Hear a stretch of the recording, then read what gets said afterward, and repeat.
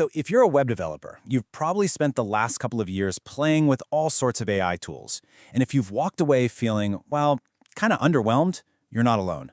We were promised this massive revolution, right? But what we got feels a little less exciting. And that really just hits the nail on the head. I mean, when a tool like GitHub Copilot generates a function for you, it's cool, don't get me wrong. But it's not actually thinking. It's more like a clever parrot, a really sophisticated autocomplete. It's great for solving what you might call the simple $5 problem. Helpful, for sure, but it's not changing the game.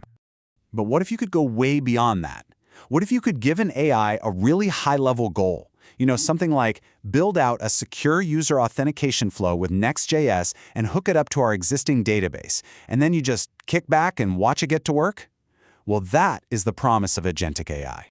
All right, let's really get into this because this is the fundamental shift. We're not just talking about AI that can suggest code anymore. We're talking about AI that can take a big, ambitious goal, figure out the steps on its own, and then actually execute those steps inside a real development environment. It's this massive leap from just giving suggestions to actually getting things done.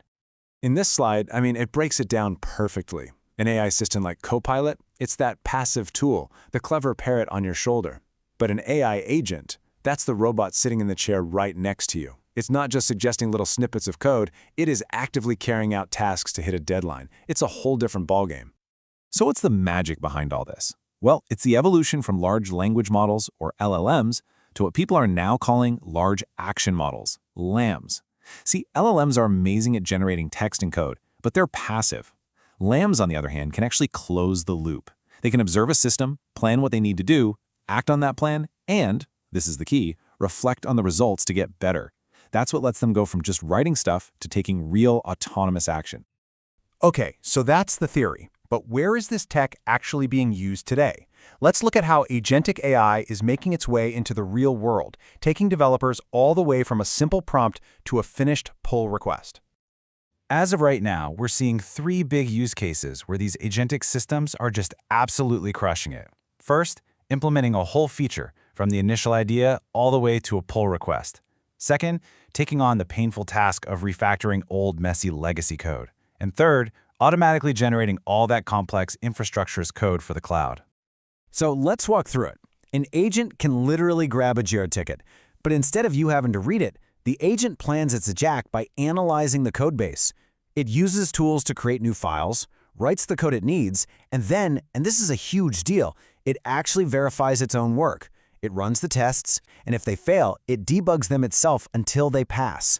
This whole process can automate something like 90% of all that repetitive grunt work that goes into building a new feature. And let's be real for a second. Nobody, and I mean nobody, wants to be the person who has to refactor that dusty old Angular code base from 2017. This is the perfect job for an AI agent. It can take on all that complex, tedious, dirty work, which frees up your senior developers to focus on what actually matters, building and innovating the product. So if you're a developer right now thinking, okay, this sounds amazing, how do I actually build something like this? Well, you need to know about the new Agentic stack. Let's take a look at the frameworks and platforms that are really driving this whole thing forward. All right, think of this as your cheat sheet. You've got Microsoft's AutoGen, which is awesome for complex stuff where you need multiple agents working together. But trust me, debugging it is a nightmare. Then there's LangGraph, which is built for production systems. Its graph structure makes it super reliable, but it has a really steep learning curve. CrewAI is fantastic for getting a prototype up and running fast. It's super intuitive. And then you have the wild card, AutoGPT. It's mind-blowing for seeing what's possible, but it's way too unreliable for a real production environment. The key takeaway here is you've got to pick the right tool for the job. Okay, we have to talk about the elephant in the room. Does all this mean that developers are about to be replaced by a single line of text? Well, the answer, it's a little more complicated than a simple yes or no. What's up with this number? 55%. That is the average success rate for AI agents when they're trying to complete complex tasks in real-world systems. In a nice, clean sandbox, they're amazing. But in the messy reality of production environments with legacy code and weird APIs, they only get it right about half the time. And that's what we call the reliability paradox. And the reason for that 55% success rate really comes down to this black box problem. First, there's a trust issue. When a human developer messes up, they can explain what they were thinking. When an agent fails, the error log it spits out is basically useless. And second, there's safety. An autonomous agent with free rein could easily install a compromised library or accidentally leak sensitive data, and you'd have no idea why. So yeah, full autonomy is still just way too chaotic. Which brings us to the real value here. It is not about replacing developers, it's about giving them incredible leverage.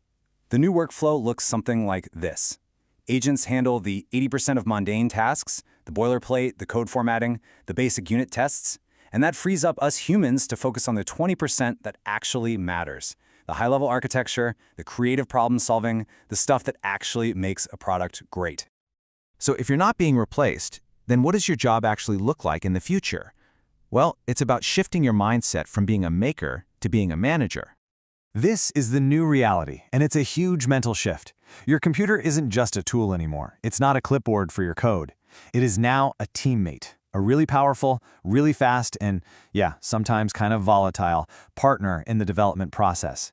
Your job is becoming about how well you can orchestrate that team. And that leaves us with this final, really important thought. The real question here isn't about fear. It's not, will I be replaced? It's about opportunity. The question you should be asking yourself is, how quickly can I learn to manage a team of tireless, lightning-fast AI agents? Because let me tell you, the developers who master that skill, they're not just going to have a job. They're going to be running the whole show.